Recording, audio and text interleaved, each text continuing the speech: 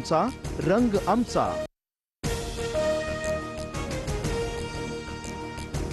राज्यभरात gas cylinder मिळवण्यासाठी नागरिकांच्या रांगा। मुंबईमध्ये पहिल्यांदाच सिलेंडर मिळवण्यासाठी लांब रांग, तर पुण्यात सुद्धा गॅस सिलेंडर मिळवताना ग्राहकांचा नाकीनऊ, ग्राहकांकडून संताप व्यक्त। गॅसच्या तुटवड्याअभावी मुंबईतील हॉटेल चालकांवर चूल पेटवण्याची वेळ। गॅस अभावी लाकूड कोळसा वापरून चुलीवर स्वयंपाक। दादर माटुंग्यातील प्रसिद्ध मनीस कॅफेत पेटली चूल। राज्यभरात गॅस सिलेंडर मिळवण्यासाठी नागरिकांच्या रांगा। पुणे नागपूरसह प्रमुख शहरांमध्ये नागरिकांच्या लांबच लांब रांगा। सिलेंडर मिळत नसल्यानं संतापही व्यक्त। रत्नागिरीमध्ये गॅस एजन्सी बाहेर गर्दीवर नियंत्रण ठेवण्यासाठी पोलिसांचा बंदोबस्त।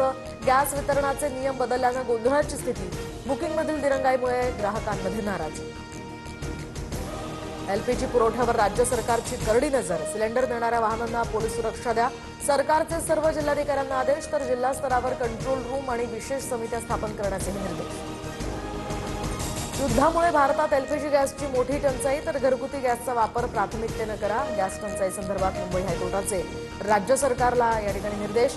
17 मार्चपर्यंत जबाब नोंदवण्याचेही आदेश। आखाती युद्धामुळे लग्नाच्या पंक्तींवर सुद्धा टांगती तलवार। पिंपरीमध्ये गॅसचा तुटवडा निर्माण झाल्यानं केटरर्सकडून गॅस उपलब्ध करून देण्याची मागणी। केटरर्सनं हात झटकल्यानं आता वऱ्हाडींच्या जेवणाचा मोठा प्रश्न। गॅस अभावी मुंबई महापालिकेच्या 5.40 लाख विद्यार्थ्यांची मध्यान्ह भोजन योजना संकटात। गॅस पुरवठा खंडित झाल्यानं पालिकेच्या विद्यार्थ्यांना फळाचं वाटप। आजपासून शाळेमध्ये भोजनाऐवजी फळं मिळणार। पुण्यातील येरवडा मनोरुग्णालयामध्ये गॅसचा तुटवडा। रुग्णांच्या सुविधेसाठी गॅस सिलेंडरचा पुरवठा करा। मनोरुग्णालय प्रशासनाची जिल्हाधिकाऱ्यांकडे मागणी। इराण अमेरिका युद्धामुळे सेन्सेक्स आणि निफ्टीमध्ये घसरण सुरू। सेन्सेक्स 700 अंकांनी कोसळला, तर निफ्टीमध्ये 180 अंकांची घसरण। गुंतवणूकदारांचं मोठं नुकसान। पंतप्रधान मोदींची इराणच्या राष्ट्रपतींसोबत फोनवरून चर्चा। वाढता तणाव, नागरिकांच्या जीवितहानी संदर्भात चिंता व्यक्त। शांतता आणि स्थिरतेसाठी भारताच्या वचनबद्धतेचा मोदींकडून पुनरुच्चार। हॉर्मुझ सामुद्रधुनीचा मार्ग बंद ठेवणार। आमच्या टार्गेटवर फक्त अमेरिकेचे एअरबेस। मुलींच्या हत्येचा बदला घेणार। इराणचे नेते मोस्तफा खामेनींची ट्रम्प यांना धमकी। महाराष्ट्र धर्म स्वातंत्र्य विधेयक आज विधानसभेमध्ये सादर होणार। लव्ह जिहाद आणि धर्मांतर बंदीच्या पार्श्वभूमीवर हा महत्त्वाचं हे विधेयक, तर सत्ताधारी आणि विरोधकांमध्ये यामुळे खडाजंगी होण्याची सुद्धा शक्यता।